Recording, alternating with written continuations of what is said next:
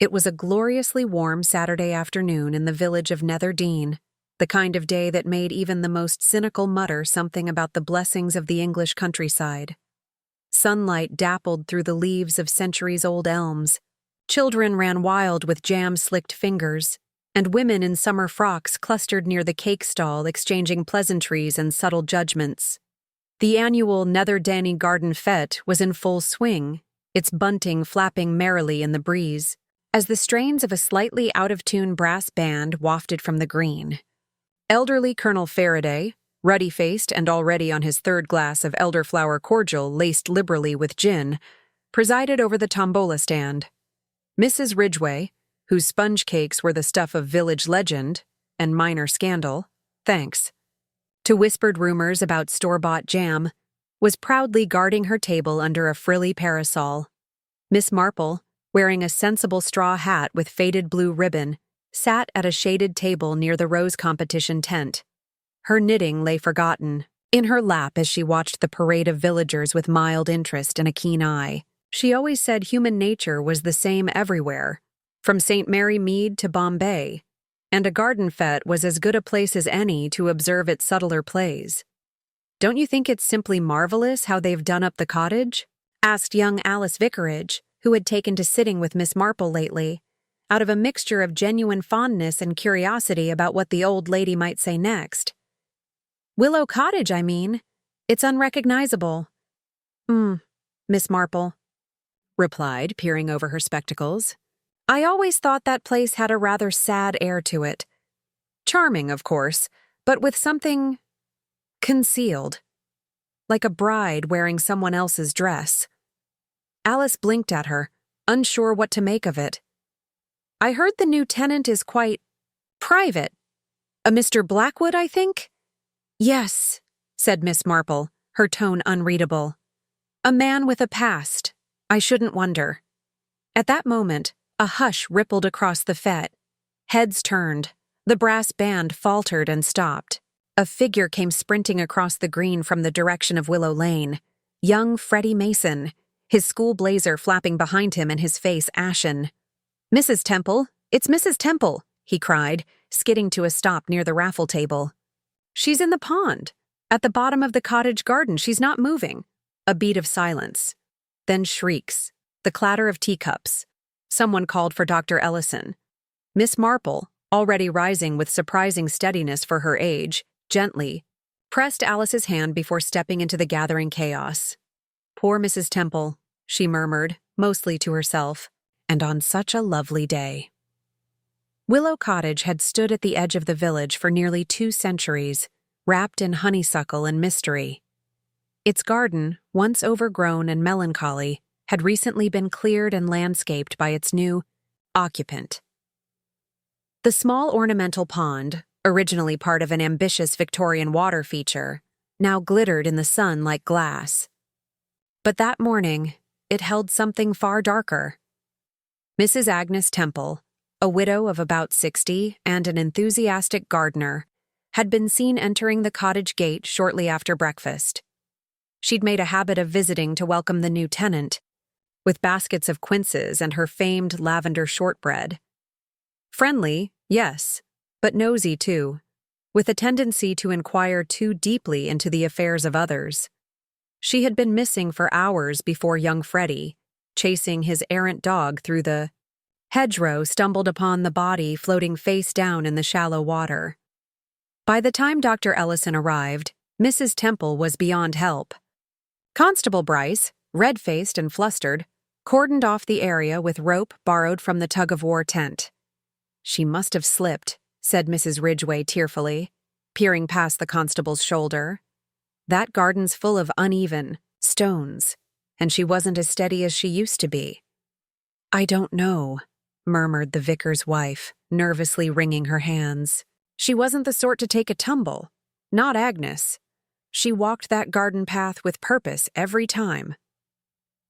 Inside Willow Cottage, Mr. Blackwood, the tenant in question, was sitting on the edge of a chintz-covered armchair, looking pale and tight-lipped. He was a man in his early 50s, with graying temples and the slightly haunted air of someone who preferred his own company.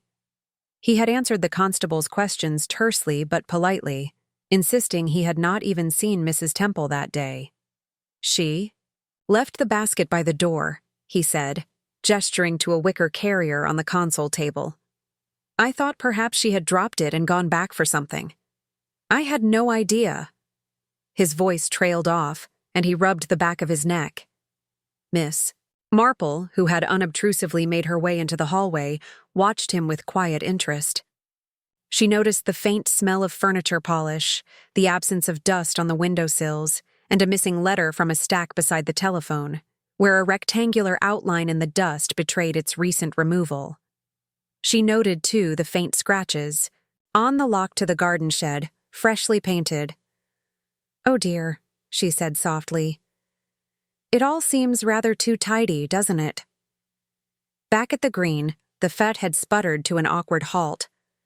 The band had packed away their instruments, and Colonel Faraday was loudly insisting to anyone who would listen that he'd always suspected something was off about Willow Cottage.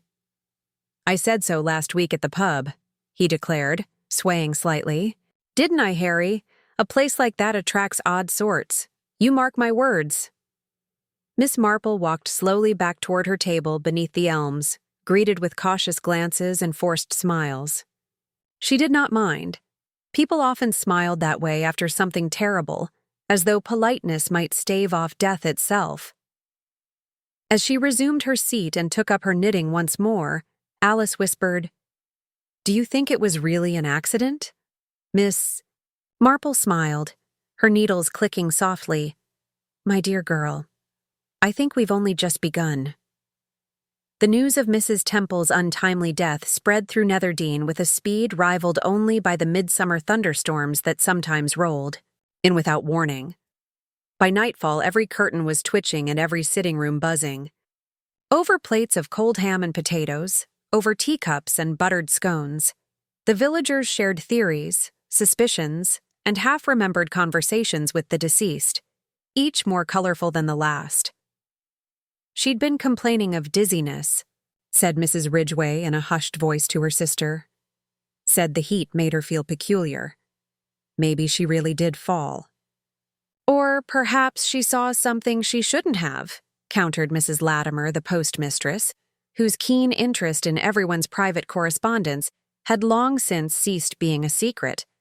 "That new fellow, Blackwood, keeps to himself. Far too much for my liking. And don't think I haven't noticed he doesn't take the Times or even country life. Very odd, if you ask me."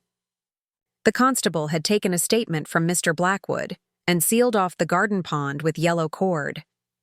The village doctor's cursory examination had confirmed what seemed obvious to most. Mrs. Temple had drowned. But Dr. Ellison, a cautious man not given to speculation, noted a small bruise on the back of her head, perhaps from a fall. Still, he'd requested a post-mortem, just to be thorough. Miss Marple had not been vocal in these early conversations, though she was present at more than one. People tended not to notice her once the excitement began, something she found particularly useful. The next morning, the mood was subdued. Church bells rang, but many pews remained empty. The vicar's sermon on the unknowable nature of fate was received with a quiet unease. Outside the chapel, villagers gathered in clusters, voices low but urgent. "She wasn't the sort to go snooping," insisted Dora Pilcher, who had once shared a boarding school dormitory with Mrs. Temple in the distant days of bustles and corsets. "But she was curious and determined. You know how she badgered poor George to repaint the parish hall just because of one spot of mildew?" Miss Marple, walking home with Alice Vicarage after the service, said little until they reached the lane leading to her neat, whitewashed cottage. "I wonder," she said finally, more to herself than to Alice, "why a woman like Agnes Temple would bring shortbread to a man who clearly had no interest in visitors. Or perhaps that's precisely why she went." Alice glanced at her. "You mean to provoke him?" "Perhaps not provoke, but observe," Miss Marple replied. Agnes was observant in her own way. Curious, as Dora said, But more than that, she had a habit of interfering, always under the guise of helpfulness. I once saw her reorganize an entire charity jumble sale because she didn't like the way Mrs. Latimer had stacked the books. Imagine what she might do if she suspected someone was not what they claimed to be. Alice shivered, though the air was warm. "And do you think Mr. Blackwood isn't?" "I think," Miss Marple said mildly, "that Mr. Blackwood has gone to some trouble to present himself as a man who wishes to be left alone. And such efforts are rarely made without reason." That afternoon, Miss Marple visited Inspector Cray at the small police station just off the high street. The inspector, a man of practical mind and limited imagination, respected Miss Marple in the way one respects a storm, with cautious appreciation and a hope it would soon pass. "I assume you've come to share your theories?" he asked, offering her a chair and a weak cup of tea. "Oh no, not theories," Miss Marple said cheerfully, settling in. "Just a few observations, if I may." Cray sighed. "Go on, then." Agnes Temple was not clumsy. She had arthritis in her fingers, but not her feet. I know this because she attended the weekly folk dancing lessons at the village hall and frequently scolded the younger ladies for being off the beat. She was also rather proud of the fact that she could still balance a teacup on her knee while knitting. It seems to me unlikely that she would stumble and fall into a pond unless she was startled or perhaps pushed. Cray frowned. There was a bruise. Dr. Ellison mentioned it. But there's no hard evidence yet. Of course not, Miss I. Marple agreed. Murderers rarely leave tidy fingerprints in real life, but I do wonder about something I noticed while standing in Mr. Blackwood's hallway yesterday. She reached into her handbag and produced a small piece of lavender-colored notepaper, folded twice. "I found this in the gravel near the back gate. It had clearly been stepped on, but you can still read it." Cray unfolded the paper carefully. The message was brief. "You think you're safe, but you're not. Some things don't stay buried." He looked up sharply. "Where did you say this was found?" "By the garden gate, just a few steps from the pond." Cray stood, his chair scraping back. "This could be important. Why didn't you mention it earlier?" "Well," said Miss Marple, taking a delicate sip of her tea, "I thought you might prefer to hear it once you'd had your Sunday pudding and time to reflect. People listen better with a full stomach, Inspector." Cray, to his credit, did not argue. "We'll interview Mr. Blackwood again, and check if Mrs. Temple had any kind of correspondence. If she suspected something, perhaps she confided in someone." "Not a friend," said Miss Marple softly. Mrs. Temple wasn't the type to burden others with her suspicions, but she might have written something down. A diary, perhaps. Back at Willow Cottage, the constable and 2 officers began a more thorough search. Mr. Blackwood, visibly irritated but cooperating, stood aside as they inspected the sitting room, the kitchen, and the tidy little guest bedroom where no guest had ever stayed. It was in the back bedroom, the one facing the pond, that they found a single envelope tucked into the back of a drawer. It was addressed in neat handwriting to be opened in the event of my death, Agnes Temple. Inside was a single page. Miss Marple, when later allowed to read it, did so in silence, her expression unreadable. "There is something wrong at Willow Cottage. I've seen a face in the window twice now, once late at night, once in the early morning. Mr. Blackwood claims to live alone, but I hear voices. I believe he is hiding someone. I intend to find out who." Miss Marple folded the note gently and handed it back. Outside, dusk crept across the village, washing the cottages in long shadows. "She found out," she murmured. Cray looked at her. "Found what?" Miss Marple's voice was quiet, certain. "Who the shadow at Willow Cottage really is." And, somewhere in the silence that followed, the mystery deepened. The discovery of Agnes Temple's note brought a palpable tension to Nether Dean, as though the village itself had drawn a sharp breath and was now holding it. By morning, the usual quiet hum of country life was underscored by whispers and furtive glances. The note was quickly discussed in hushed tones at the post office, the bakery, and the village green, but no one quite dared speak openly of its implications. The idea that Mr. Blackwood might be hiding someone or something cast a shadow darker than any evening fog. Inspector Crave, usually methodical but somewhat unimaginative, began making arrangements to search the house and grounds more thoroughly. But before the search could be completed, a visitor arrived, Mr. Arthur Lacey, solicitor from the nearby town of Dorsetshire. He presented himself at the police station with a letter of introduction and a concerned expression that suggested his visit was not merely procedural. I was informed of Mrs. Temple's death and thought it prudent to call on Inspector Crave, Mr. Lacey said politely, shaking hands with the inspector. I represent the interests of the late Mr. Gerald Blackwood, who recently passed away in London. I understand his cousin Edward Blackwood is now residing at Willow Cottage. Inspector Crave raised an eyebrow. Edward Blackwood? The tenant we've been questioning? Yes. It appears that Edward is not the man's given name after all, explained Mr. Lacey, offering a small file. Gerald was rather particular about his estate. Edward is his cousin by blood, but there is a certain delicacy regarding his past. Miss Marple, who had accompanied Inspector Crave to meet the solicitor, listened carefully, nodding slowly. Her eyes, sharp and unyielding, flicked to Mr. Lacey with quiet appraisal. Delicacy? She prompted. Mr. Lacey cleared his throat.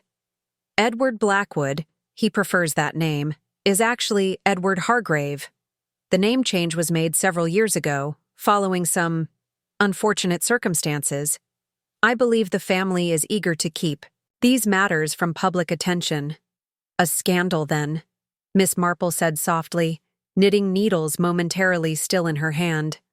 Precisely.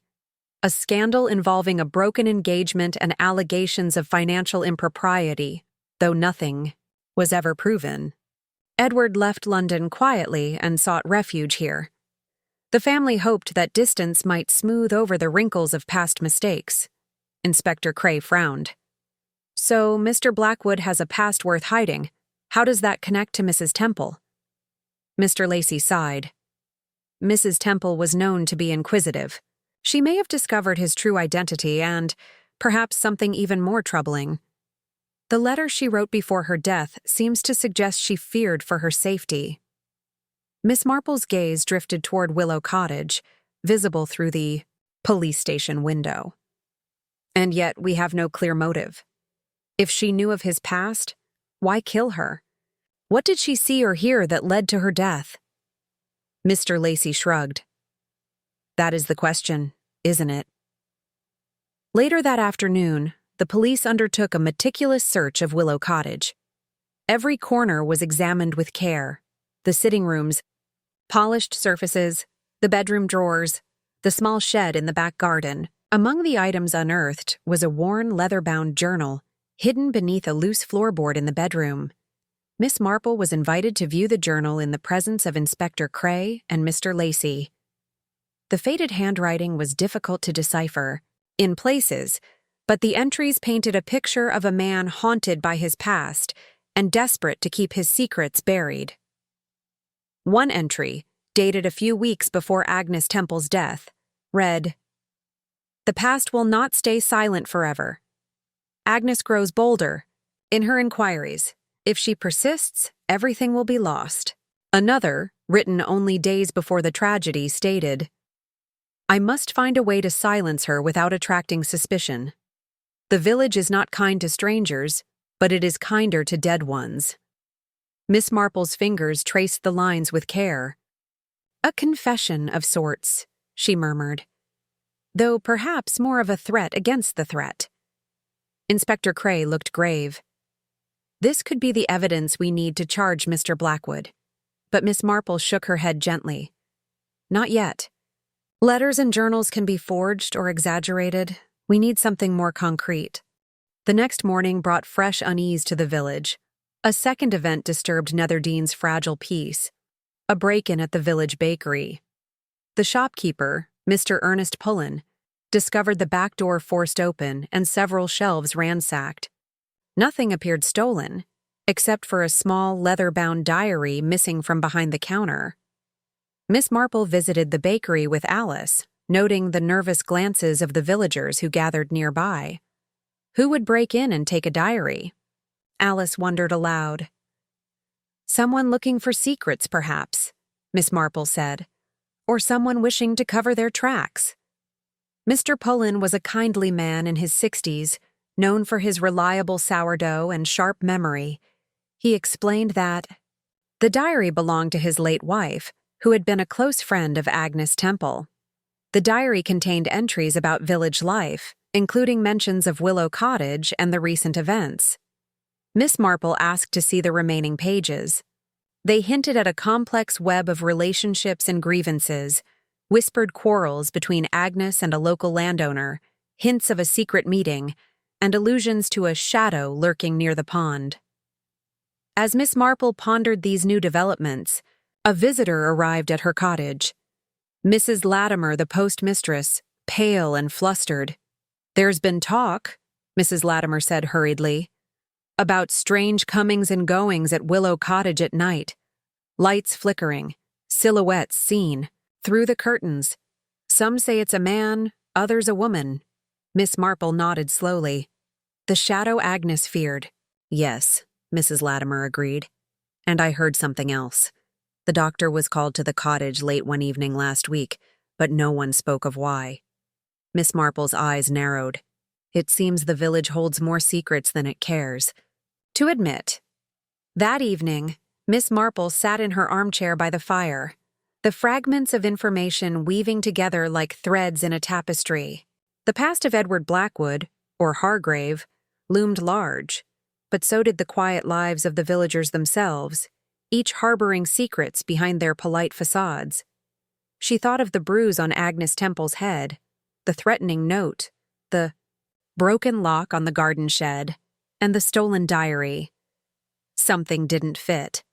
The puzzle was intricate, with many players, each with motives to hide. Outside, the night deepened, and with it, the shadow over Willow Cottage grew ever darker.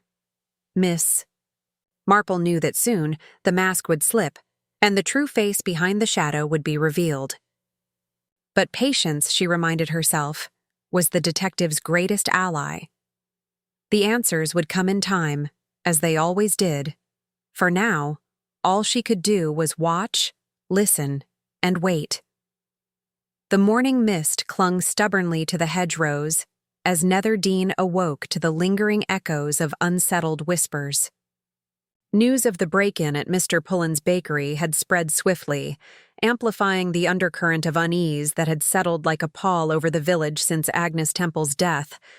The stolen diary, with its veiled references and half-suggested secrets, was now the center of a growing mystery. Miss Marple, having reviewed the remaining pages of the diary with quiet scrutiny, felt the threads pulling taut. There was more to this quaint village than met the eye, and the delicate social fabric was fraying in places where no one had dared to look closely before. She began her day by visiting the bakery once more. Mr. Pullen was behind the counter, his hands nervously wringing a tea towel as he recounted the evening of the break-in. "It was odd, Miss Marple," he said. "Nothing was taken but the diary. Whoever came knew exactly what they wanted. There's a particular passage I remember. My wife writing, something about the shadow's true form and a meeting near the pond just before dusk." Miss Marple nodded thoughtfully. "A meeting, you say? That might explain the late-night visitors Mrs. Latimer mentioned." Just then, the door chimed softly, and in stepped the vicar, Reverend Hargreaves. He greeted Miss Marple warmly, but with an uncharacteristic tension in his voice. "I hear you're looking into Mrs. Temple's death," he said. "It's a troubling time for our little village." "Indeed, Reverend. The diary has added new layers to the mystery, Miss," Marple replied. "Did Mrs. Temple confide in you at all?" The vicar hesitated before shaking his head. "She was private, though I did notice she seemed worried these past weeks. She spoke once about the burdens we carry, and the shadows we cast on others, but in a very general way. Miss Marple's eyes flickered with recognition. Shadows, Reverend. That word keeps appearing. The vicar sighed. Perhaps metaphorical, but if only metaphorical troubles were the cause of her death.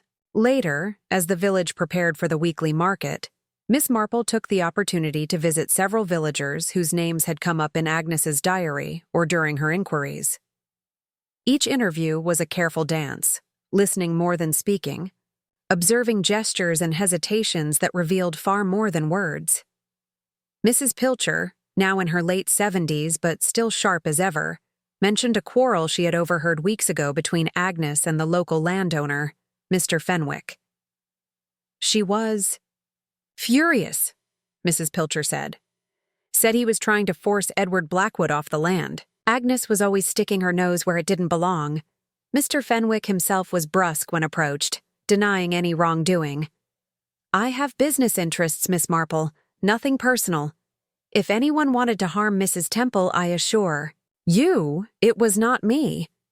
Yet Miss Marple noted the way his fingers drummed nervously on the windowsill and the quick dart of his eyes when she mentioned the pond. At the village pub that evening, the atmosphere was thick with unease. Rumors swirled like smoke, some blaming Edward Blackwood outright, others pointing fingers at the tight-knit circles of the village. Miss Marple sat quietly in a corner, listening to a group of farmers discuss the strange events. One of them, a younger man named Tom Briggs, mentioned seeing a figure lurking near Willow Cottage just after sunset the night before Agnes's body was found. A tall man, wearing a dark coat, he said. Looked like he was watching the pond. Could have been Blackwood or maybe someone else. Miss Marple's mind raced. If someone else was involved, then the story was far more tangled than anyone suspected. The following day, a breakthrough came unexpectedly. A young woman named Emily Carter, the village schoolteacher, approached Miss Marple privately. I found this in the churchyard, she whispered, handing over a small folded scrap of paper. It was a fragment of a letter, hastily torn with a single sentence visible. Meet me at the pond before it's too late. Miss Marple thanked her and immediately headed toward Willow Cottage. The pond, nestled among reeds and wildflowers, looked peaceful beneath the gentle sunlight. But the shadow it cast now seemed ominous, harboring secrets beneath its still surface. She examined the bank carefully and found a faint imprint, footsteps leading to a small, hidden path that wound away toward the village edge. It was clear someone had used this route recently. As she traced the path, a soft voice startled her from behind. You're quite thorough, Miss Marple. Turning, she saw Edward Blackwood standing with a resigned expression. I was about to report that I'm ready to answer any questions you might have, he said. I know the village is full of suspicions. I want to clear the air. Miss Marple smiled gently. I appreciate your cooperation, Mr. Blackwood. Will you walk with me? Together, they followed the path back toward the village, the silence between them filled with unspoken tensions. Why did you write about silencing Mrs. Temple? Miss Marple asked softly. Edward looked down, conflicted. It was a moment of fear. She discovered the truth about my past, yes, but I never intended to harm her. I wanted to frighten her, to stop her from digging further. Who else knew about your history? Miss Marple pressed. Only a few. My cousin Gerald's lawyer, and someone I trusted deeply. But trust, as I've learned, can be misplaced. Miss Marple's eyes narrowed. And this shadow at Willow Cottage. Did you ever see or hear anything unusual there? Edward hesitated. Sometimes. At night, I thought I heard voices, whispers. I believed it was the past trying to catch up, but I never saw anyone clearly. Their conversation was interrupted by a sudden shout. From the village green, a crowd was gathering, and a young woman ran toward them, breathless. Miss Marple, Inspector Crave wants you at the police station immediately. There's been another incident.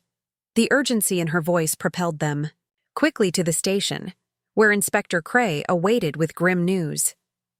The stolen diary has been found, buried near the garden shed at Willow Cottage, he announced. But more importantly, there's been an attack at the village post office. Mrs. Latimer was assaulted and is in shock. Miss Marple's heart tightened. The stakes were rising, and the danger lurking beneath the surface was becoming more tangible. As the evening shadows lengthened over Nether Dean, it was clear the village's calm was irrevocably shattered.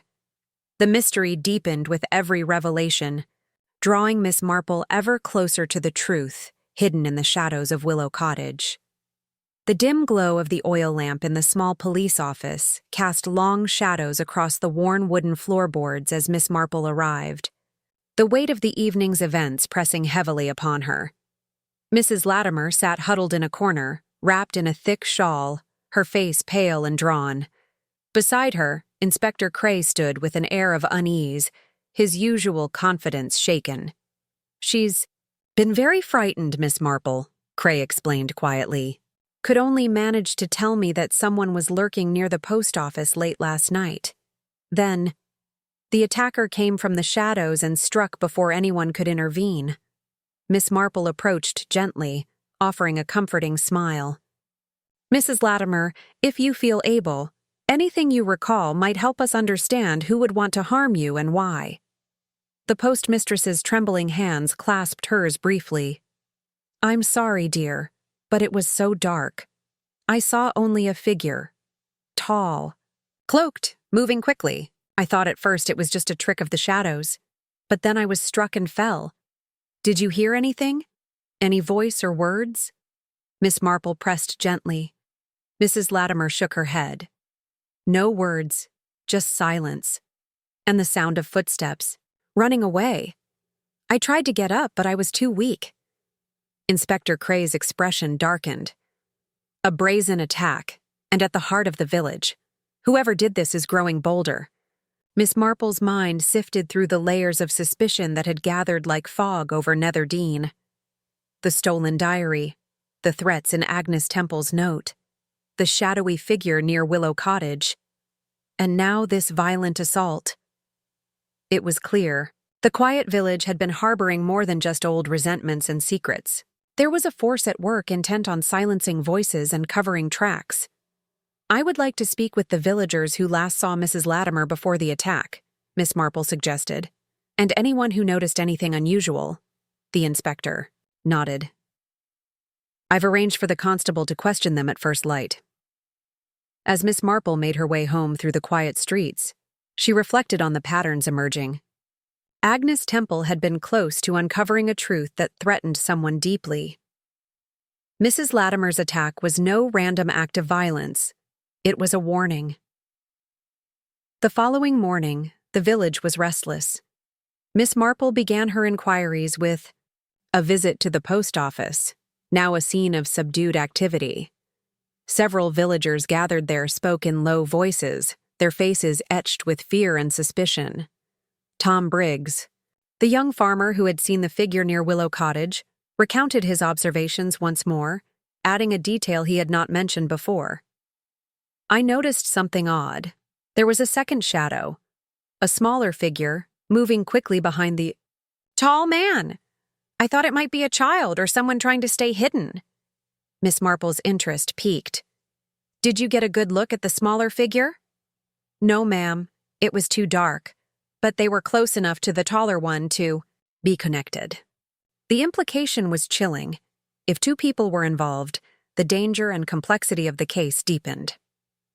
At the market later that day, Miss Marple encountered Mrs. Fenwick, the wife of the landowner. Her composure was strained, her eyes darting. Nervously, "Mrs. Fenwick, may I ask about your husband's whereabouts last night?" Miss Marple inquired casually. "Mr. Fenwick was at a meeting in Dorsetshire," she replied quickly. "He's had no reason to be near Willow Cottage, miss." Marple sensed the unease beneath the surface, but let the matter rest for the moment. There were other threads to follow. Returning to her cottage, Miss Marple found a note slipped under her door. It was unsigned but urgent. "Beware the shadow that knows no face. Trust no one." She folded the note carefully, her brow furrowing. Whoever sent it was warning her, and possibly trying to manipulate her. Yet the handwriting was unfamiliar, the message cryptic. That evening, she visited Edward Blackwood at Willow Cottage. The man's pallor had deepened, and the strain was evident. "I don't know who sent you the note, Miss Marple," he confessed. "But I fear for my safety as well. Agnes's death was only the beginning. The past is catching up, and I'm not sure I can outrun it." Miss Marple studied him quietly. His fear seemed genuine, but she knew that appearances could be deceiving. "Tell me about the shadow's true form mentioned in the diary," she asked. Edward hesitated before speaking. Agnes believed someone was watching the village. Someone who knew all our secrets. She called it a shadow because it was invisible, always present, yet impossible to identify. Miss Marple's mind turned to the villagers' whispered fears and the mysterious second figure near the pond, a shadow without a face. The metaphor seemed to echo the very real threat enveloping Nether Dean.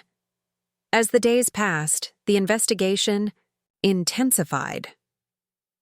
Inspector Cray grew more frustrated with the lack of concrete leads, while Miss Marple continued to listen and observe, weaving her understanding of human nature into a growing picture of motives and opportunities. One afternoon, while visiting the churchyard where Agnes was buried, Miss Marple encountered Reverend Hargreaves. His usual calm demeanor was tinged with worry. "There's something you should know, Miss Marple," he said in a low voice. "Agnes confided in me shortly before her death about a planned meeting with someone she feared. She wouldn't say who, but she mentioned it would happen near the old mill." The old mill had been abandoned for years, a place children avoided and adults passed without a glance. The idea of a secret meeting there was unsettling. Miss Marple thanked the Reverend and made her way to the mill at dusk. The air was cool, the crumbling walls casting long shadows. As she explored the site, she found faint footprints in the soft earth, evidence someone had been there recently. Suddenly, a rustle in the underbrush made her turn sharply. A figure emerged, a woman, middle-aged and cautious. "I didn't mean to startle you," the woman said. "My name is Beatrice Long." "I knew Agnes. I was supposed to meet her here."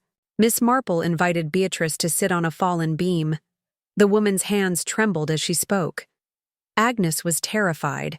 She believed someone was following her, watching her every move. She said the shadow was not just a metaphor, it was real. Someone who could hide in plain sight. Miss Marple listened intently. "Did Agnes tell you who this shadow might be?"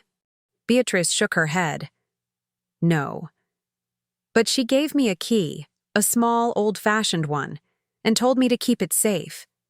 She said it opened a drawer in her writing desk, and inside were papers that could expose the truth." Realizing the significance, Miss Marple resolved to retrieve the drawer and examine its contents. The night deepened as Miss Marple returned home, her mind turning over each revelation. The shadow was no mere figment. It was a presence woven through the village's fabric, a force bent on concealment. Tomorrow would bring the search for the hidden drawer and, perhaps, the first real glimpse beyond the shadows that enveloped Willow Cottage and Nether Dean.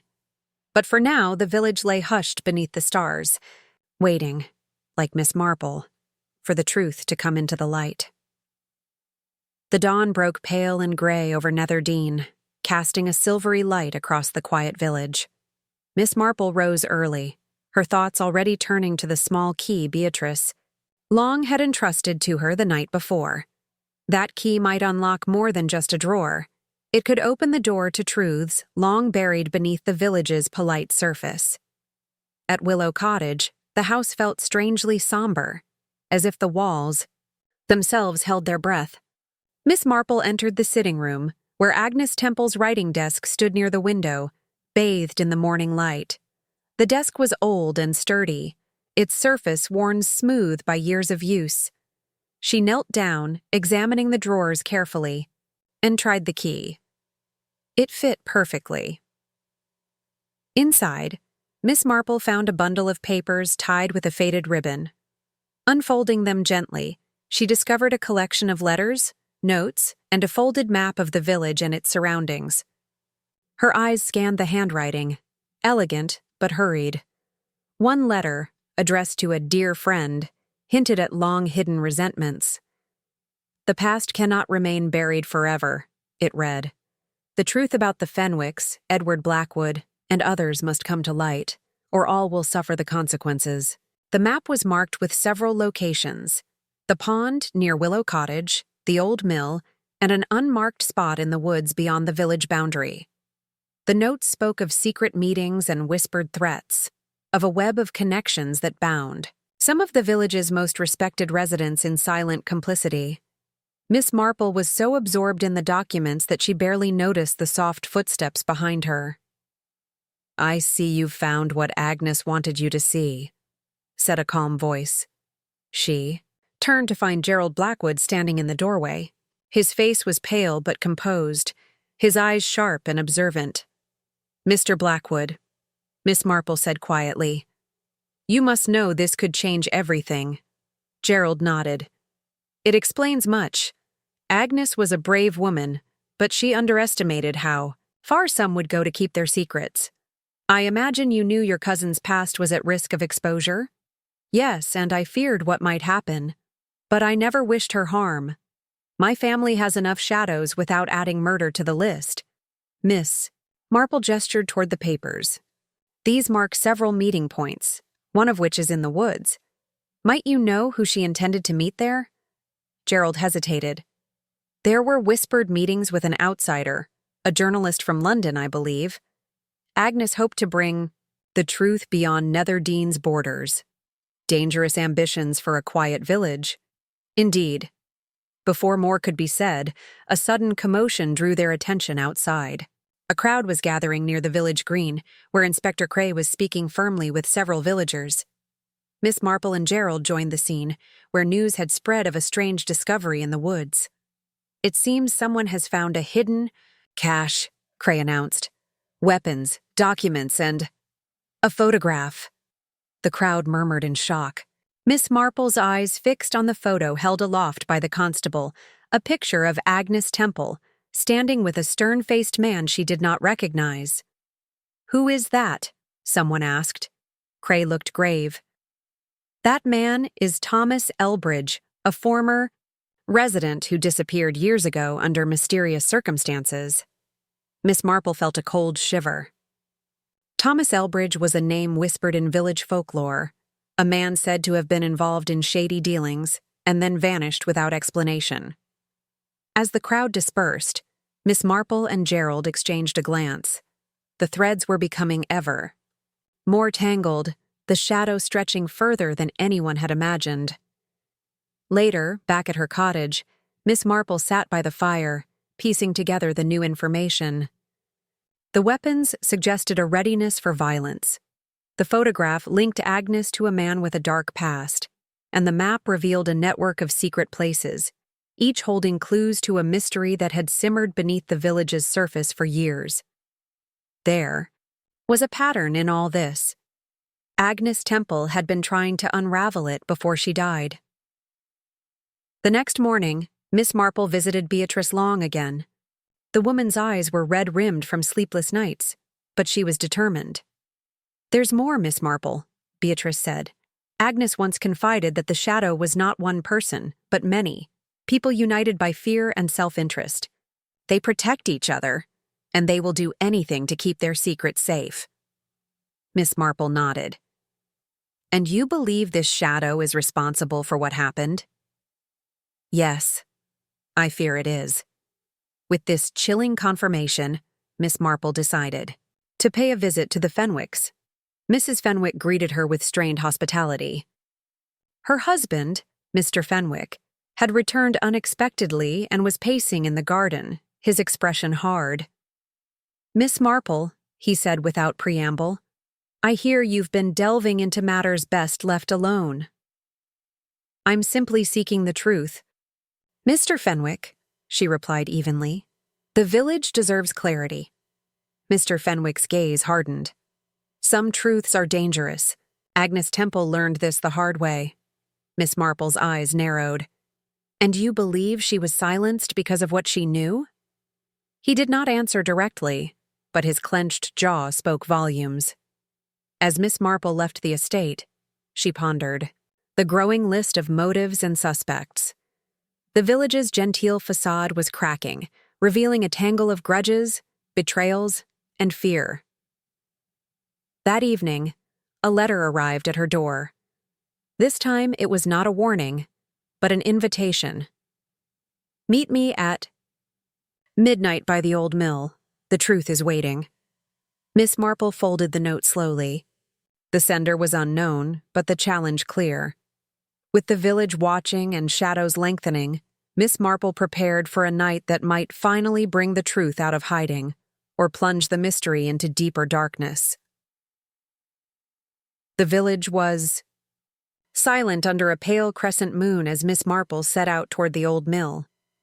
The night air was cool and still, carrying the faint scent of damp earth and wildflowers. Shadows stretched long across the narrow lanes, and the faint rustling of leaves seemed louder in the hush. Miss Marple's footsteps were steady but light, her mind alert to every sound, every shifting shape. She wore a thick shawl over her shoulders, not out of warmth alone, but to blend into the darkness. The invitation to meet here at midnight was enigmatic. Was it a trap or a genuine plea for revelation? As she approached the mill, the silhouette of the crumbling stone building loomed against the night sky.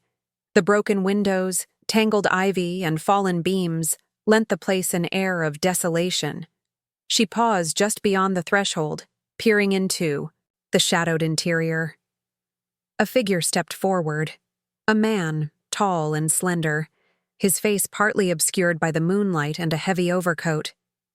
"You came," he said quietly. Miss Marple studied him carefully. "I did. And you are?" "My name is Charles Avery. I was a friend of Agnes Temple's. We shared concerns about what was happening in Netherdean." She nodded slowly. "You sent the note?" He hesitated, then admitted, "Yes, I wanted to warn you, but I also wanted to draw you in. Agnes's death was not random." The shadow moved still. "What do you mean?" Miss Marple asked, her voice steady despite the fluttering in her chest. "There is a group in the village, people bound together by past sins and a shared interest in preserving their reputations. They have been manipulating events, silencing those who threatened them." Miss Marple's mind raced. This aligned with Beatrice Long's words about the shadow being more than one person. "Who are these people?" she asked. "Some you know. Well, the Fenwicks, Edward Blackwood, others less visible. They maintain a web of control through fear and intimidation." Miss Marple glanced toward the entrance of the mill. "And the weapons found in the woods?" "Part of their readiness to act if exposed." "Have you any proof?" Charles reached into his coat and produced a small bundle of papers. "These are letters and documents Agnes smuggled out before she died, evidence of corrupt dealings and threats." Miss Marple took the papers, her fingers trembling slightly. "This could bring justice, but it will also bring upheaval." Charles nodded. She knew that. She believed the village deserved the truth, no matter the cost. Before they could speak further, a faint noise echoed from the shadows. A crunch of leaves. A soft footfall. Both turned quickly, but the darkness yielded no figure. "Someone is watching," Charles whispered. Miss Marple's gaze sharpened. "We must be cautious." They decided to leave the mill separately, avoiding suspicion. As she walked back, Miss Marple's thoughts returned to the recent attack on Mrs. Latimer and the growing fear threading through the village. The shadow was not just a metaphor, but a living, breathing threat. Back at her cottage, she began reviewing the documents Charles had given her. The letters revealed clandestine agreements to suppress evidence, hush money paid to silence witnesses, and references to a scandal that would ruin several prominent families if revealed. One letter stood out, a correspondence between Edward, Blackwood, and an unknown correspondent, discussing a meeting to resolve the matter before it spirals out of control. The tone was urgent, even desperate. Miss Marple folded the letter carefully and considered the players anew. Edward's fear, Gerald Blackwood's uneasy loyalty, Mr. Fenwick's veiled threats. It all fit the emerging picture.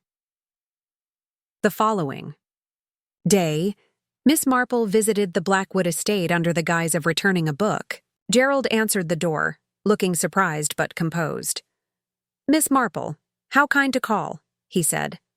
"I hope you found what you were looking for at Willow Cottage." "I found more than I expected," she replied with a subtle smile. "Would you mind if I asked you a few questions?" Gerald hesitated briefly but nodded. "Of course." Miss Marple's inquiries touched delicately on Edward's recent behavior, the mysterious meetings and the mounting tensions within the village. "Worry about my cousin," Gerald admitted softly. "He was not the man he once was. The past weighed heavily on him." "Do you know who he was meeting before Agnes's death?" Gerald's eyes darkened. "There was talk of a meeting with Mr. Fenwick and others, some who preferred the village's—" Secrets remain hidden. The conversation was interrupted by a knock at the door. A constable entered, holding a telegram. "It's for you, Miss Marple," Gerald said, passing it over. The message was brief but urgent. "Meet at churchyard at once. Something has been found." Miss Marple's heart quickened as she hurried toward the churchyard. There, a small crowd had gathered, including Inspector Cray and Reverend Hargreaves. The constable led her to the edge of the cemetery, where a partially buried metal box had been uncovered beneath a weathered oak tree. Inside were old papers, diaries, and photographs, some bearing the Fenwick seal, others linked to Edward Blackwood. Among them was a letter marked with Agnes. Temple's handwriting. Reverend Hargreaves read aloud, "If ever these secrets come to light, may they serve to protect the innocent and unmask the guilty. The shadow lurks not in the dark, but in the hearts of those who deceive." Miss Marple felt the weight of the words settle over her. The village's tangled web was unraveling, but with every step closer to the truth came danger. The shadow might still strike again. As the crowd dispersed, Miss Marple stood quietly beside the oak tree, her eyes scanning the faces around her. Among them, suspicion flickered like a restless flame. She knew the final test was approaching, one that would reveal not just the killer, but the nature of the shadows that haunted Netherdene. And Miss Marple was ready. The cool morning air hung heavy over Netherdene as Miss Marple made her way back from the churchyard, the weight of the newly uncovered evidence pressing on her mind like the gray clouds overhead. The documents and photographs found beneath the old oak tree had thrown open a floodgate of possibilities, yet the full picture remained stubbornly out of reach. She knew that the moment was fast approaching when the village's long-hidden secrets would surface, and with them, the identity of the murderer. Miss Marple's thoughts turned repeatedly to the tangled web she had uncovered. The Fenwicks, the Blackwoods, Agnes Temple's allies and enemies. Each seemed entangled in a network of debts, lies, and fears. The shadow that had once been a whisper now loomed over every familiar face, staining the genteel calm of village life with a threatening uncertainty. Later that afternoon, Miss Marple visited the village shop, where Beatrice Long was quietly arranging flowers behind the counter. The young woman's eyes lit up when she saw Miss Marple approaching. "I'm glad you came," Beatrice said softly, her voice barely above a whisper. "There's something I must tell you, something I didn't mention before." Miss Marple inclined her head, encouraging her gently. "Please, Beatrice." "It's about Agnes and the night she was killed," Beatrice began, wringing her hands. "I wasn't entirely honest when I said she was alone. There was someone with her. A man, though I never saw his face clearly." Miss Marple's eyes narrowed slightly. "Do you know who he was?" Beatrice shook her head. "No, but there was something familiar about his presence. Agnes seemed frightened, but also resigned, as if she'd expected him. The shop bell tinkled as a customer entered, and Beatrice glanced nervously toward the door. "I must be careful. I'm afraid someone might be watching me." Miss Marple reached out, placing a reassuring hand on Beatrice's arm. "You're safe with me. But we must tread carefully.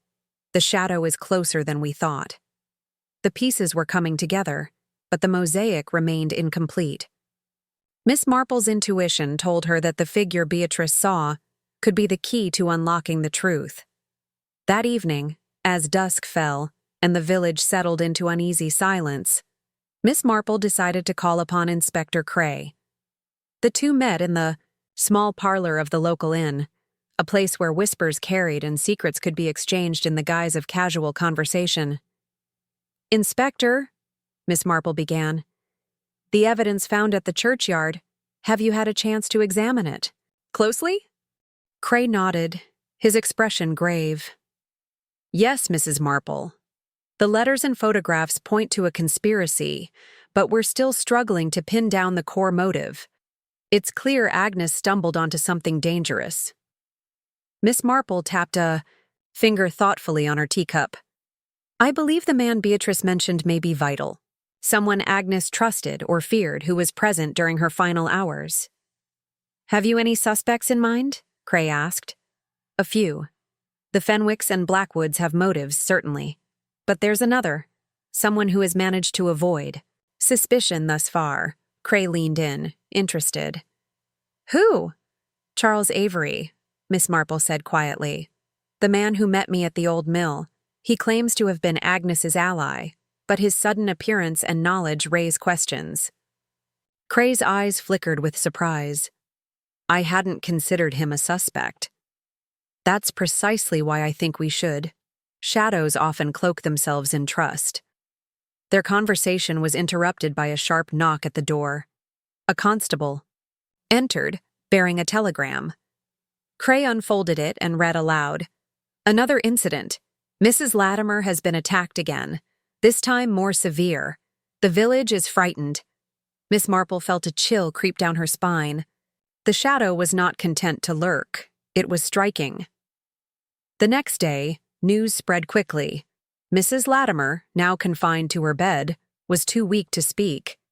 The attacker had left no trace, and the motive remained unclear. Fear gripped Netherdean like a tightening noose. Miss Marple resolved to visit Mrs. Latimer, hoping the woman's condition might improve enough to glean some insight. She arrived at the small cottage on the village outskirts and was met by a somber nurse. "Mrs. Latimer is resting," the nurse said. "But she has been asking for you." Miss Marple entered the dimly lit room, where Mrs. Latimer lay pale, but alert. The elderly woman's eyes, though clouded, held a flicker of recognition. "You came," Mrs. Latimer whispered. "There's something you must know about Agnes, about the shadow." Her voice faltered, and Miss Marple leaned closer, urging her gently. "Tell me, Mrs. Latimer, whatever you remember." The woman's eyes darted nervously toward the window. "The shadow. It's not just one person. It's a network. People who protect each other. Agnes found out something terrible. Something that would destroy reputations and lives." Miss Marple nodded, encouraging her to continue. "There was a meeting. The night Agnes died, someone she trusted betrayed her. I saw him leaving Willow Cottage. Edward Blackwood." The name hung heavy in the air. Miss Marple felt a mixture of relief and apprehension. The pieces were falling into place, yet the full picture remained maddeningly elusive. As she left Mrs. Latimer's cottage, Miss Marple's mind was a whirl. Edward Blackwood's involvement seemed undeniable, but what had he feared so deeply that it drove him to violence? And who else was part of this shadowy alliance?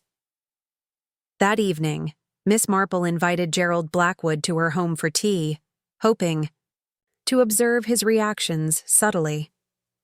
Gerald appeared weary, but he maintained a courteous demeanor. They spoke of village life, the recent tragedies, and the unsettling feeling that all was not as it seemed. Miss Marple steered the conversation toward Edward. Your cousin was a troubled man. Did you know of any threats against him?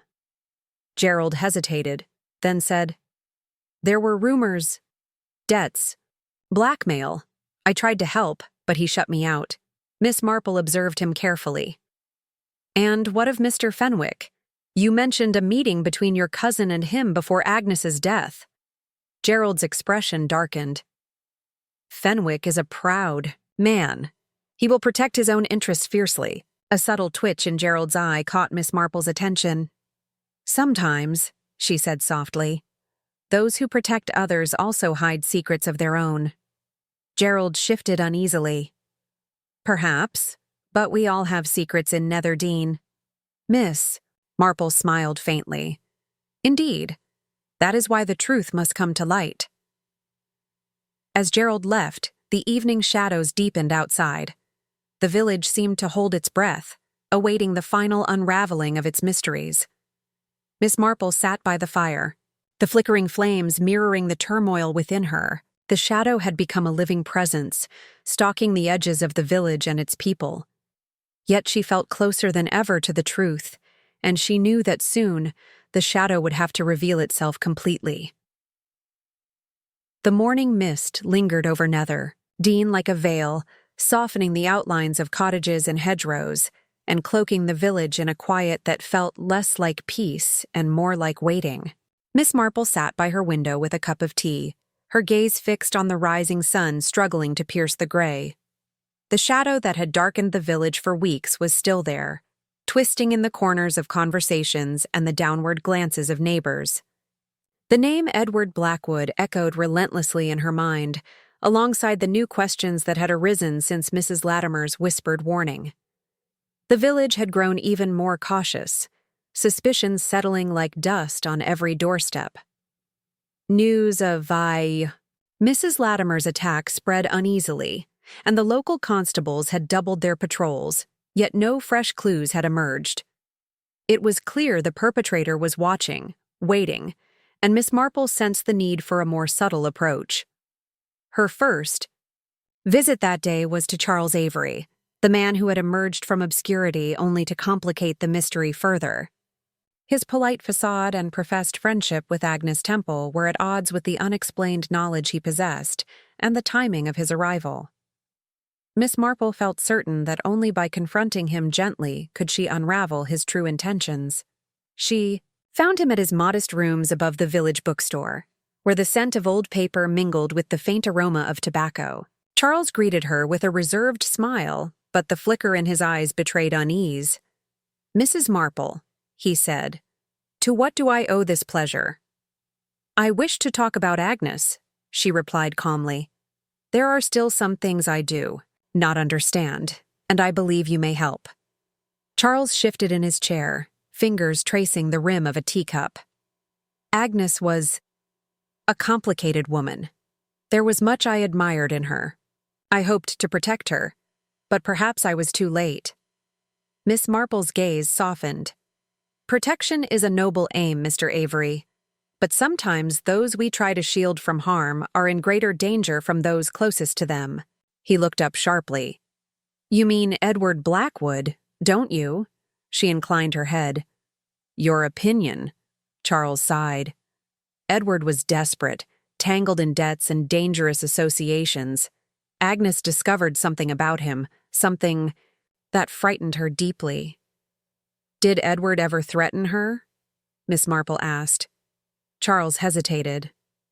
Not directly, but his temper was volatile, and he was not a man to be crossed. Miss Marple tapped her fingers lightly. There is talk of a meeting between Edward and Fenwick on the night Agnes died. Do you know what passed between them? Charles shook his head.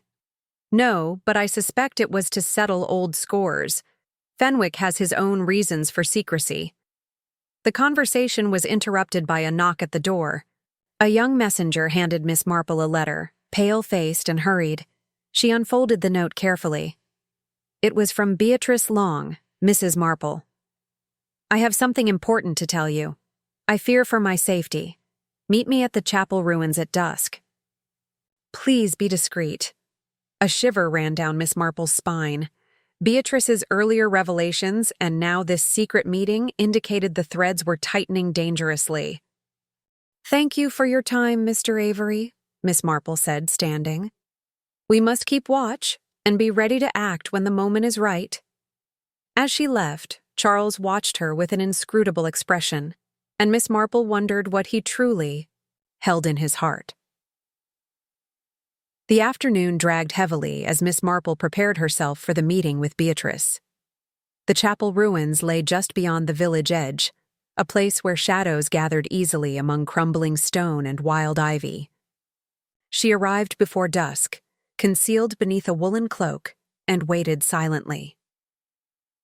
Beatrice appeared shortly, glancing nervously over her shoulder before slipping beside Miss Marple. "Thank you for coming," she whispered. "There are things I can't say openly." Miss Marple nodded. "Tell me everything." Beatrice's voice dropped lower. "After Agnes's death, I found a letter hidden in her room. A letter that mentions a name no one knows, a name Agnes feared. It speaks of betrayal and a plan to silence her." "What name?" Miss Marple urged gently. Beatrice hesitated, eyes wide. "It's Reynolds. Agnes wrote that Reynolds knew the truth about the blackmail and would do anything to keep it secret." Miss Marple's mind raced. The name Reynolds had never surfaced before. Who was he, and how was he connected to the tangled web? "Do you know who Reynolds is?" she asked. Beatrice shook her head. "No, but I think he's someone powerful, someone who's been hiding in plain sight." Miss Marple's thoughts turned again to the Fenwicks and Blackwoods, the old money and rivalries that defined Netherdean's quiet surface. Could Reynolds be a shadowy figure manipulating events from behind the scenes? "We must be cautious," Miss Marple said. "You were right to come to me. But if Reynolds is as dangerous as you fear, we must tread carefully." Beatrice nodded, relief and terror mingling on her face. As darkness deepened, the two women parted, each aware of the invisible eyes that might be watching. Miss Marple felt the familiar thrill of the chase, tempered by a growing sense of urgency. Returning to her home, Miss Marple found a telegram waiting for her. The handwriting was hurried and unfamiliar.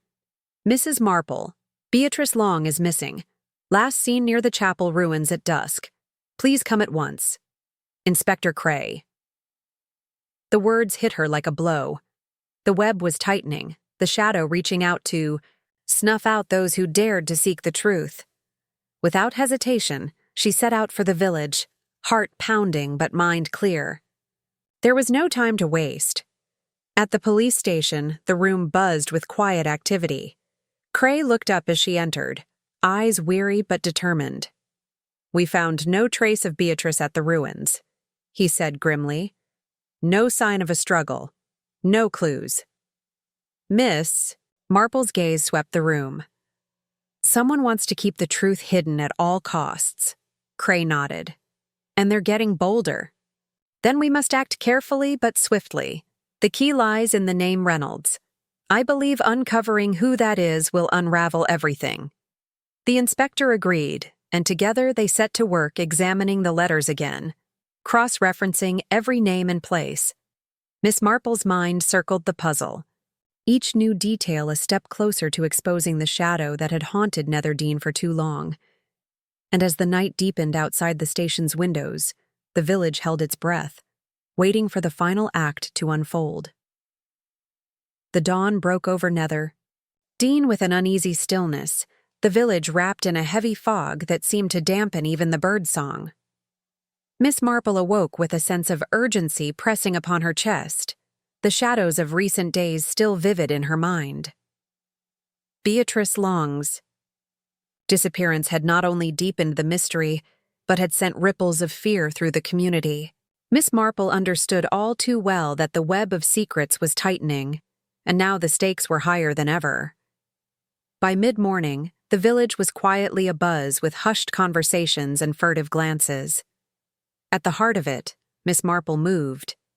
With the gentle but purposeful grace of someone who knew the value of patience, observation, and timing. Her first task was to revisit the places connected to Beatrice and Agnes, hoping to find something overlooked. She started at the Temple Cottage, the home Agnes had so recently vacated and where Beatrice had last been seen. The house, now shuttered and silent, still smelled faintly of lavender and old paper, a scent Miss Marple found oddly comforting in these troubled times. As she carefully searched through the study, her keen eye caught sight of a small scrap of paper tucked beneath a loose floorboard. Unfolding the note, she read a few hurried words written in Agnes's delicate handwriting. Trust no one fully, even those who claim friendship. Reynolds watches always. The ledger will expose. The mention of a ledger sent a shiver through her. She recalled from her earlier conversations that Agnes had been deeply concerned with financial irregularities at the estate. The ledger could be the key to unraveling the motives behind the blackmail and perhaps even the murder. Miss Marple knew she must find this ledger. She left the cottage and made her way to the village hall, where the old Fenwick estate accounts were kept. The clerk, a nervous man named Mr. Sims, was known for his meticulous nature, but also for his fear of the Fenwick family's influence. Miss Marple greeted him warmly and soon steered the conversation toward the ledger. "I've heard, Mr. Sims, that there was some irregularity in the Fenwick accounts last year. Would you happen to know more?" she asked casually, watching his face carefully. The clerk swallowed. "Well, Mrs. Marple, there have been whispers, but no one dares to speak openly. The Fenwicks have their ways." "Understandably, but such matters are important, especially now," she said softly. "If you could show me the ledger, I'd be most grateful." Sims hesitated, then led her to a dusty cabinet where a thick, leather-bound ledger lay beneath a pile of papers. Miss Marple opened it with care, scanning the pages. Among the rows of figures, certain entries caught her attention. Payments, listed as consulting fees to an unfamiliar name. Reynolds. "That must be it," she murmured. Reynolds is no stranger after all. As she examined the entries more closely, she noticed the dates coincided with Agnes's recent concerns and the period just before Edward Blackwood's death. A pattern was emerging, one that suggested Reynolds had been paid handsomely for something hidden. While Miss Marple absorbed these revelations, a knock on the hall door startled them both. It was Inspector Crave, looking grave. "Mrs. Marple, I've just received word from the neighboring village. They've found Beatrice's coat near the riverbank, torn and soaked, but no sign of her." His voice was low, heavy with worry. Miss Marple felt a chill, but masked it with calm. "Then the search must continue, but I believe Beatrice left clues for us to follow. She was clever and not easily frightened." The inspector nodded. "I hope you're right. The village is on edge, and people are looking for answers." Together, they left the village hall and headed toward the river. The early morning fog clung to the ground, twisting branches and reeds into ghostly shapes. Along the muddy bank, Miss Marple noticed faint footprints leading into the dense undergrowth, disrupted as if a struggle had occurred. "This way," she said, moving carefully. The tracks led to a small clearing, where the water shimmered darkly. On a nearby rock, a scrap of fabric snagged on a thorn bush caught her eye. It was a piece of a scarf, woven with the same pattern as Beatrice's. "Coat!" "Someone wanted us to find this," Miss Marple whispered. The scene suggested an escape or a capture, but Miss Marple's mind also turned to the letter Agnes had written about trust and betrayal. Was Beatrice in danger because she knew too much? Or had she fled of her own will? Returning to the village, Miss Marple decided to visit one final person that day, Mrs. Latimer. Though recovering from her attack, Mrs. Latimer had been a surprisingly forthright source of information. If anyone could shed light on Reynolds, it would be her. The old woman's cottage was dimly lit, but warm. Mrs. Latimer greeted Miss Marple with a tired but resolute smile. "You've come back, dear," she said softly. "I wish I had better news." "Every bit helps, Mrs. Latimer," Miss Marple replied gently. Can you tell me anything more about Reynolds? The woman's eyes darkened with memory. Reynolds. He was a shadow no one wanted to see, but everyone felt. A man with a quiet voice and sharp eyes. He wasn't from here, but he came with the Fenwicks years ago and never left. Miss Marple leaned in. Did Agnes suspect him? Did she say why? He frightened her so? Mrs. Latimer nodded slowly. She found him meddling in the estate's affairs, taking what wasn't his, making deals in the dark. Agnes wanted to stop him. That's when the threats began. And Beatrice? She was brave to speak out, Mrs. Latimer said, her voice low. That's why they wanted her gone. Miss Marple's fingers tightened around her teacup. The pieces were falling into place. Reynolds was the unseen hand twisting the threads of betrayal and murder. As dusk approached, Miss Marple sat once more in her sitting room, piecing together the puzzle. She understood now that Reynolds was not just a figure of fear, but a man who had manipulated the village's secrets for his gain, silencing anyone who dared to uncover the truth. She also realized that to catch him, she would have to play a delicate game, drawing him out without alerting him to the net closing in. Miss Marple prepared a note, inviting the suspects to the village hall under the pretense of a meeting to discuss the estate's future. She knew that Reynolds would not resist such an opportunity. As the village clock struck 8, the hall filled with faces marked by suspicion and unease. Charles Avery, Henry Fenwick, Mrs. Latimer, and a few others, each hiding their own secrets. Beneath polite veneers, Miss Marple stood quietly, allowing the tension to build before addressing the room with calm authority. Ladies and gentlemen, I thank you for coming. The time has come to reveal the truth behind the shadow that has fallen on Nether Dean. I ask only for your patience and honesty, for the sake of justice and the memory of Agnes Temple. Eyes shifted nervously as she paused, then continued.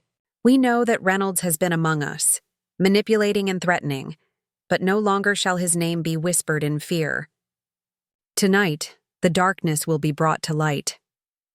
A sudden hush fell over the room, and in that silence, Miss Marple saw the flicker of recognition and dread in a pair of eyes in the back of the hall. The hunt was nearly over. The air in the village hall was thick with tension, a stillness so profound it seemed to press against the walls themselves. Miss Marple's eyes swept the faces before her, each one a mask concealing a myriad of thoughts. The invitation she had sent earlier, carefully worded to lure the unseen Reynolds into the open, was beginning to take effect. For a long moment, no one spoke. Then Henry Fenwick shifted uncomfortably, his hand tightening around the armrest of his chair. Mrs. Marple, he began, voice hesitant. I fail to see what purpose this gathering serves. Surely the police are better equipped to deal with these allegations. Miss Marple gave a gentle smile. Inspector Crave is doing his duty admirably, Mr. Fenwick, but it is often the small observations, those which others overlook, that uncover the heart of a matter. I ask only for your patience and goodwill. Charles Avery, seated beside Fenwick, exchanged a glance with him and then spoke, his tone edged with nervousness. You mentioned Reynolds, but no one here has seen him in weeks, not since the trouble began. How can we confront a man who is but a shadow? That, Mr. Avery, is precisely why we must draw that shadow into the light, Miss Marple replied softly. I believe one among us harbors knowledge of Reynolds's whereabouts. At that moment, the door creaked open, and Inspector Crave entered with measured steps, followed by a young constable. The murmurs quieted further. Crave nodded at Miss Marple and took his place near the door. Good evening, everyone, he said. Thank you for coming. As Mrs. Marple has said, we are all eager to bring this mystery to a close.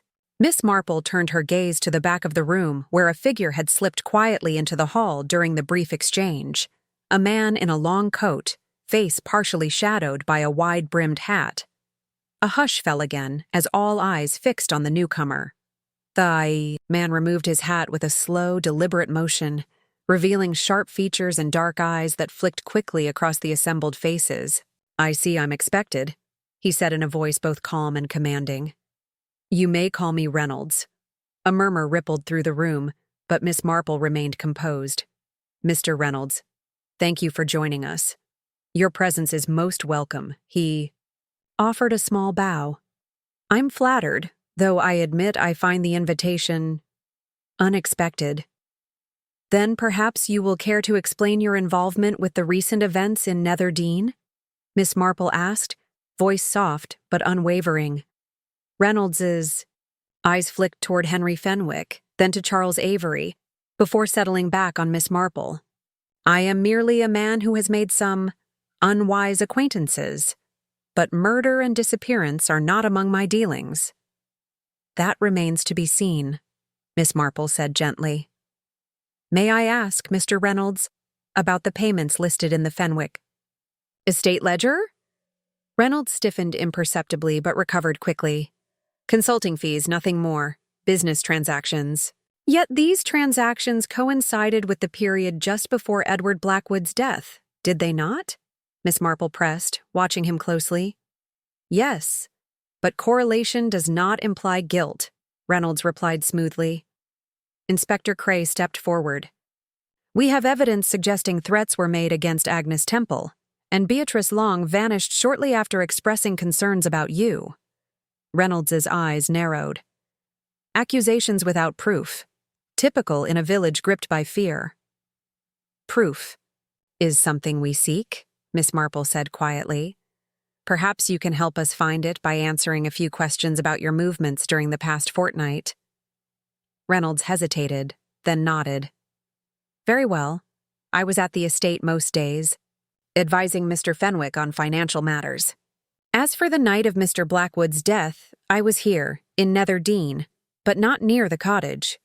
Charles Avery cleared his throat. "If that is true, can anyone vouch for your whereabouts?" Reynolds glanced around. "No one, unfortunately. Such is the life of a discreet consultant." Miss Marple noted the subtle shift in his tone, a mixture of arrogance and unease. It was a small crack in the carefully constructed facade. "I find your presence in the village troubling, Reynolds," Miss Marple said. "Not because of your profession, but because of the silence you keep." Reynolds's jaw tightened. "Silence can be protection, Mrs. Marple. Or concealment." Before Reynolds could reply, a sudden commotion erupted at the back of the hall. A constable approached briskly, holding an envelope sealed with crimson wax. "This was found pinned to the door of Willow Cottage, ma'am," the constable announced, handing it to Miss Marple. Breaking the seal, she unfolded the note. The handwriting was hurried, jagged, unmistakably from someone desperate. "He watches. The ledger tells more than numbers. Beware the hand that feeds." A collective gasp escaped the room. Eyes darted toward Reynolds, whose face betrayed a flicker of genuine surprise. Miss Marple raised a hand for calm. "This message confirms what we suspected. Someone is trying to warn us, or perhaps to frighten." Reynolds's gaze hardened. "A childish game. I have no interest in such theatrics." "Yet the stakes are no less serious," Miss Marple said quietly. "Because someone among us knows the ledger contains secrets worth killing for." The room grew colder as the weight of her words settled. Inspector Cray stepped forward again. "We will conduct a thorough search of Willow Cottage and the surrounding grounds tomorrow at first light," Miss Marple agreed. "And I shall be there to observe." As the meeting dispersed, Miss Marple lingered, her mind racing through the possibilities. Reynolds's arrogance, the threatening notes, the ledger's hidden revelations, it all pointed to a desperate man trying to maintain control. But there was something else. The timing of the note, its cryptic warning, suggested a new player, or perhaps a desperate ally, working from the shadows. She resolved to watch closely at Willow Cottage come morning. The answers were near, but they demanded patience and subtlety. The mystery of Nether Dean was far from over, and Miss Marple's quiet resolve was as steady as ever. The dawn light crept softly over the rolling fields surrounding Nether Dean as Miss Marple, Inspector Cray, and a small group of constables gathered by the iron gate of Willow Cottage. The cottage itself, once a picture of rural charm with its thatched roof and wisteria-clad walls, now bore the unmistakable pall of recent tragedy and whispered secrets. The early morning mist clung to the garden paths, lending the scene a ghostly stillness that seemed to hold its breath, as if the earth itself awaited the unveiling of long-buried truths. Miss Marple adjusted her hat, the brim shadowing her keen eyes as she studied the cottage facade with the patient scrutiny of a scholar approaching an ancient manuscript. The events of the past weeks had woven a tangled skein of human frailty and hidden malice, and she was certain that the smallest thread might yet unravel the entire mystery. Inspector Cray approached, his face set with determination. "Mrs. Marple, we'll begin with the interior, but I suggest we pay particular attention to the garden and outbuildings. The note left last night implies something, or someone, is hidden there." Miss Marple nodded. "Indeed, Inspector, and let us not forget the ledger itself. If it contains the secrets that so many fear, it must be central to our search." The group moved cautiously inside. The cottage interior bore the marks of disruption. Drawers left ajar, papers scattered, yet curiously, nothing appeared to be taken.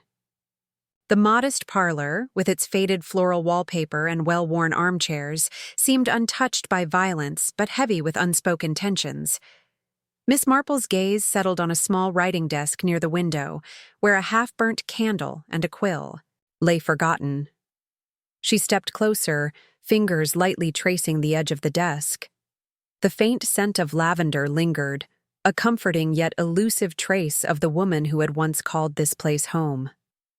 "Look here," said one of the constables, kneeling beside a loose floorboard near the hearth. He pried it open to reveal a small compartment containing a leather-bound book, Edward Blackwood's ledger.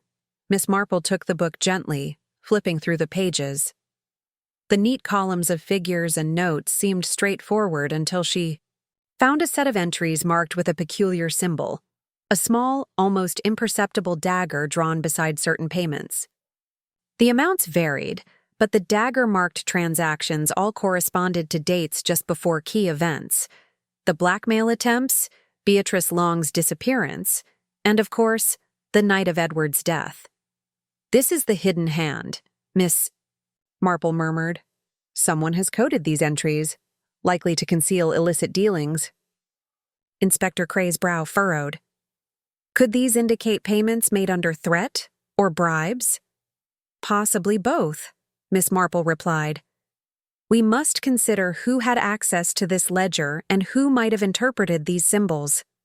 They continued their search. The garden caught Miss Marple's eye. The neat rows of vegetables and flowers appeared meticulously tended, but near the back fence, the earth was freshly disturbed. She knelt to examine the soil, noting the slight impression of a spade's blade. "Something was buried here recently," she said softly. One of the constables began to dig carefully. Moments later, he uncovered a small wooden box, worn and damp from the earth. Inside lay a collection of letters tied with a faded ribbon, their envelopes yellowed with age but the ink still legible. Miss Marple took the letters reverently, unfolding the top one with care. The script was elegant, the words charged with emotion. "Dearest Edward, I fear the shadows grow longer every day. The menacing presence in the village is no mere rumor. We must be cautious. If anything happens to me, know that the truth lies buried deeper than we imagined." The room was silent save for the faint rustling of paper. Each letter told a piece of a story, one of secrets, betrayal, and a desperate struggle against an unseen foe. It became clear that Edward Blackwood had been entangled in a web of deceit far more intricate than anyone had guessed. Miss Marple looked up, meeting the eyes of the assembled group. "These letters confirm what I suspected, that Edward's death was no accident but the climax of a long and dangerous conflict." Reynolds, who had been watching quietly from the doorway, stepped forward abruptly. this changes little. Letters can be forged, and fear can breed false tales. But fear also reveals the truth, Mr. Reynolds, Miss Marple countered. It leads people to confide, to write, and sometimes to act. The inspector nodded.